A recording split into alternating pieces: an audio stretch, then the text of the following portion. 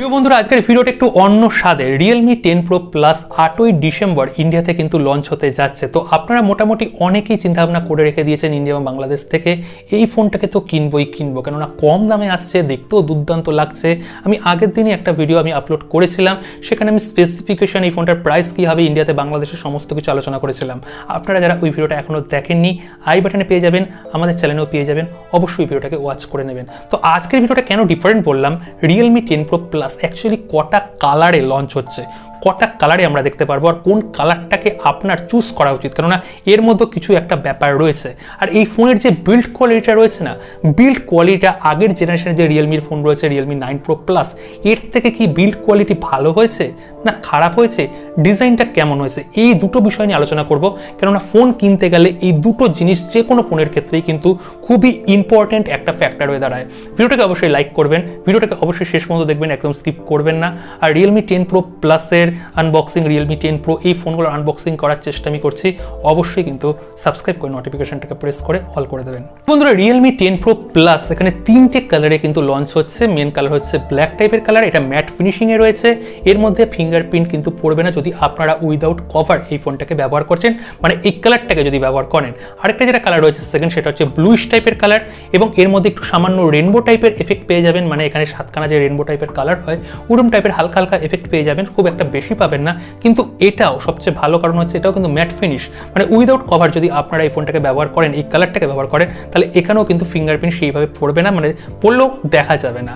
Third যে কালারটা রয়েছে, যেটা সবসময় আপনারা দেখছেন চোখে, আর এই কালারটাই সবচেয়ে বেশি স্টকে থাকবে, স্টারলাইটের যে কালারটা রয়েছে, এটা একটা গ্লসি টাইপের ফিনিশ রয়েছে, রেনবো টাইপের এফেক্ট রয়েছে। এছাড়া এর মধ্যে যেটা ডিসঅ্যাডভান্টেজ, সেটা হচ্ছে এর মধ্যে কিন্তু আপনারা ফিঙ্গারপ্রিন্ট পেয়ে যাবেন উইদাউট কভার যদি ব্যবহার করেন, মানে ভালো মতন কিন্তু ভিজিবিলিটি হবে। তো এই কালারটাকে আমি বলবো না, যারা ফোনটাকে একটু পরিষ্কার রাখতে চান তারা এই কালারটাকে কিনবেন না, ব্ল্যাক বা ব্লুইশ টাইপের কালারটাকে আমি প্রেফার করবো, যারা চিন্তা ভাবনা করেছেন অবশ্যই এই ফোনটা কেনার জন্য।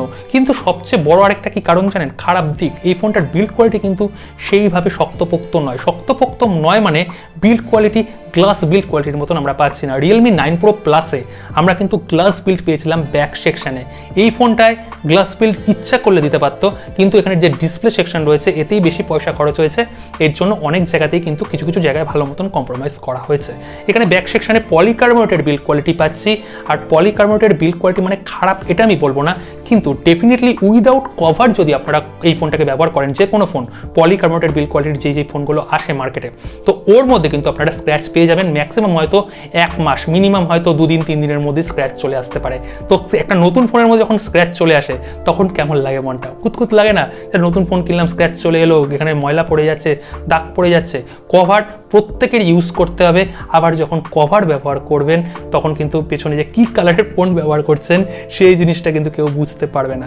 সুতরাং এই ফোনটাকে আমি রিকমেন্ড করবো কভার দিয়ে ইউজ করতে। আর যে সাইডের ফ্রেমটা রয়েছে, এখানে একটা অ্যাডভান্টেজ পাচ্ছেন যে অ্যাপেল আইফোন 12 বা 13 বা 14 যে সিরিজের ফোনগুলো লঞ্চ হয়েছে, এখানে কিন্তু আমরা ইনবক্সি টাইপের ডিজাইন পেয়েছি। ইনবক্সি মানে এখানে বুঝতে পারছেন স্কোয়ার শেপের মতন। আর প্রত্যেকটা যে ফোন আসছে বাজেট রেঞ্জের মধ্যে বা প্রিমিয়াম রেঞ্জের মধ্যে, প্রত্যেকটা কোম্পানি কিন্তু এই অ্যাপেল আইফোনের মতনই এখানে ইনবক্সি টাইপের ডিজাইন এই মুহূর্তে প্রদান করছে। তো এখানে যেহেতু আমরা কার্ভ ডিসপ্লে পাচ্ছি, আর ব্যাক সেকশনটার সঙ্গে পুরো ব্লেন্ড করার জন্য এখানে কিন্তু ইনবক্সি ডিজাইন এখানে রিয়েলমি দেয়নি। আর ইনবক্সি যেহেতু ডিজাইন দেয়নি, আপনারা সকলেই জানেন ইনবক্সি ডিজাইন যখন আপনারা ফোন ব্যবহার করবেন, হ্যান্ডে গ্রিপটা কিন্তু ঠিকঠাক মনে হবে না, একটু খচখচে কোনাগুলো লাগবে। তো এইটা একটা অ্যাডভান্টেজ, এখানে যেহেতু কার্ভ টাইপের রয়েছে, হ্যান্ড গ্রিপটা কিন্তু দুর্দান্ত হবে, এই একটা অ্যাডভান্টেজ পেয়ে যাচ্ছেন। এছাড়াও কর্নিং গোরিলা গ্লাসের 5-এর প্রোটেকশন রয়েছে ফ্রন্ট সেকশনে, আর ব্যাক সেকশন তো পলিকার্বনেটের রয়েছে এবং কার্ভ টাইপের রয়েছে। বিল্ড কোয়ালিটি ঠিকঠাকই পাবেন, কিন্তু ওই গ্লাস বিল্ড কোয়ালিটি কিন্তু আপনারা পাচ্ছেন না। তো এই দুটো জিনিস বলেছিলাম কভার করব, দুটো জিনিস আপনাদের বলে দিলাম। আগের জেনারেশনের রিয়েলমি 9 Pro Plus-এর তুলনায় কিন্তু রিয়েলমি 10 Pro Plus-এ এখানে কম্প্রোমাইজ করা হয়েছে, এখানে দিতে পারতো ইচ্ছা করলে, কিন্তু দেয়নি, আর কিছু বলার নেই। আপনারা 8 তারিখে এই ফোনটাই দেখতে পারবেন, এই ফোনটা যে লঞ্চ হচ্ছে। তো আপনারা অবশ্যই কমেন্ট করবেন, ইন্ডিয়া থেকে বাংলাদেশ থেকে যারা দেখছেন, আপনারা কারা চিন্তা ভাবনা করছেন এই ফোনটা পারচেস করার জন্য, এবং এই ফোনটার মধ্যে কোন কালারটার আপনার পছন্দ হয়েছে সেটাও কিন্তু কমেন্ট করতে ভুলবেন না। আপকামিং অনেক ফোন লঞ্চ হতে যাচ্ছে, অনেক ভালো ভালো ভিডিও চ্যানেলে আসছে, অবশ্যই সাবস্ক্রাইব করে যাবেন। দেখা হচ্ছে কালকে আরেকটা নতুন ভিডিওতে।